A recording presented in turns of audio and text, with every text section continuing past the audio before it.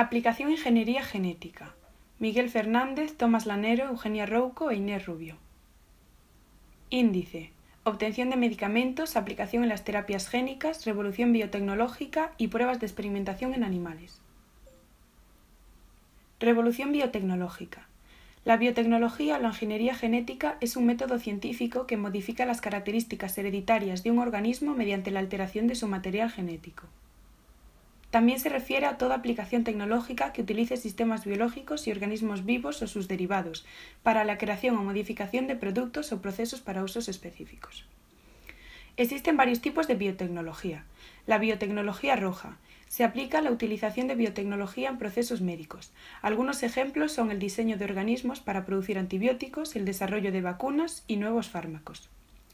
Biotecnología blanca. Conocida como biotecnología industrial, es aquella aplicada a procesos industriales. Un ejemplo de ello es el diseño de microorganismos para producir un producto químico o el uso de enzimas como catalizadores industriales. Biotecnología verde.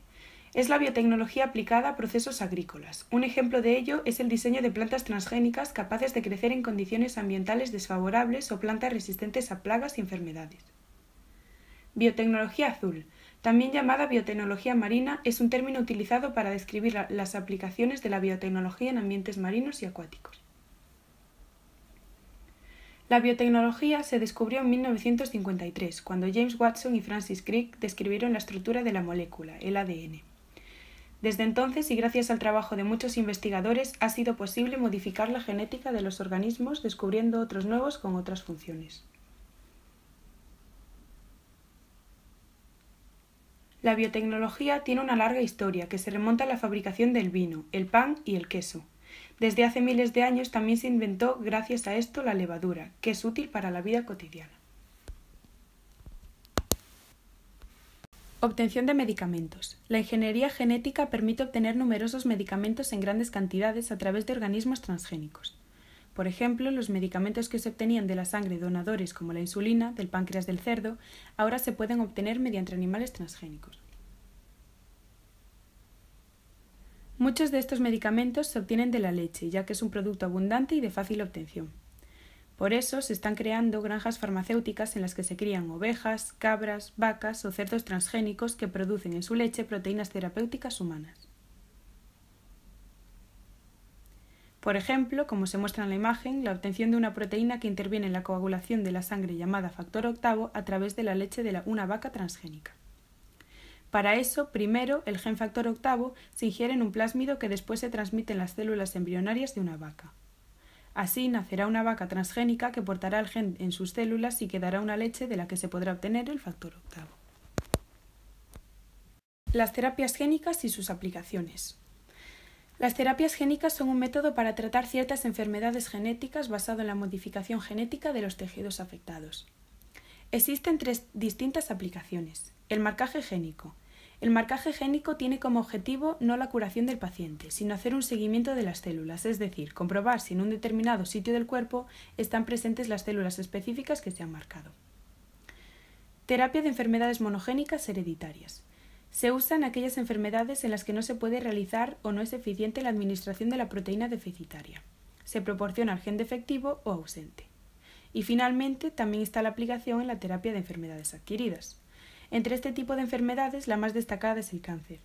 Se usan distintas estrategias, como la inserción de determinados genes suicidas en las células tumorales o la inserción de antígenos tumorales para potenciar la respuesta inmune. Tipos de terapias. Existen dos tipos de terapias. Para empezar, la terapia génica somática. Se realiza sobre las células somáticas de un individuo, por lo que las modificaciones que implique la terapia solo tienen lugar en dicho paciente.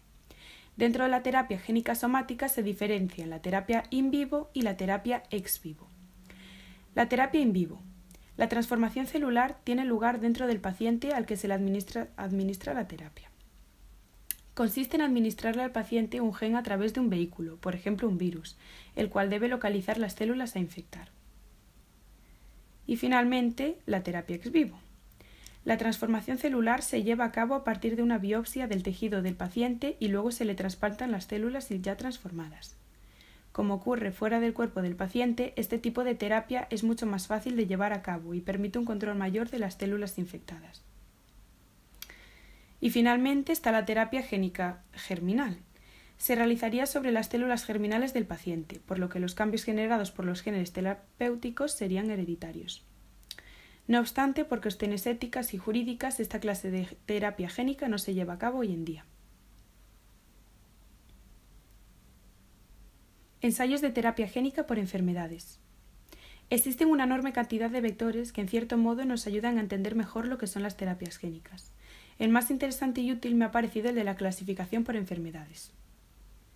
Aunque aún está en fase de evolución, actualmente la mayor parte de los ensayos se llevan a cabo en gente que padece cáncer, contando con alrededor de un 55% de los ensayos totales. Le siguen las enfermedades monogénicas, como por ejemplo anemia falciforme, hemofilia, atrofia muscular espinal, etc.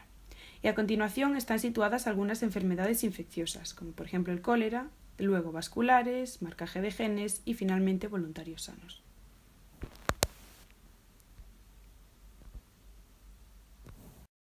Experimentación en animales. La experimentación con animales o experimentación in vivo es el uso de animales en experimentos científicos. Se calcula que cada año se utilizan entre 50 y 100 millones de animales vertebrados, desde peces cebra hasta primates no humanos. La mayoría de animales son sacrificados después de usarlos en un experimento. El origen de los animales de laboratorio varía entre países y especies. Mientras que la mayoría de animales son criados expresamente, otros pueden ser capturados en la naturaleza o suministrados por vendedores que los obtienen de subastas en refugios. En la imagen se puede observar Enos, el chimpancé espacial antes de entrar en la cápsula Mercuriatas 5 en 1961. Las primeras referencias a la experimentación con animales se encuentran en los escritos de los griegos en los siglos II y IV a.C. Los animales se han usado repetidamente a lo largo de la historia de la investigación biomédica. Los fundadores, en 1831, del Zoo de Dublín, el cuarto más antiguo en Europa, pertenecían a la profesión médica y tenían interés en el estudio de los animales, estuviesen vivos o muertos.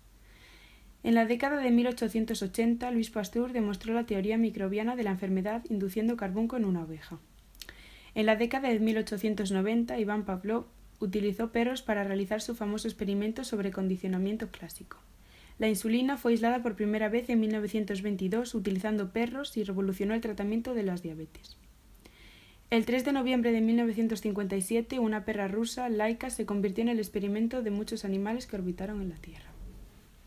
En la década de los 70 se utilizaron armadillos para desarrollar tratamientos antibióticos y vacunas para la lepra que posteriormente fueron utilizadas en humanos. La habilidad del ser humano para cambiar la genética de los animales dio un gran paso adelante en 1974, cuando Rudolf Jaschnitz produjo los primeros mamíferos transgénicos al integrar el ADN del virus SV40 en el genoma del ratón. Esta rama de la investigación genética progresó rápidamente y en 1996 nació la oveja Dolly, el primer mamífero en ser clonado a partir de una célula adulta.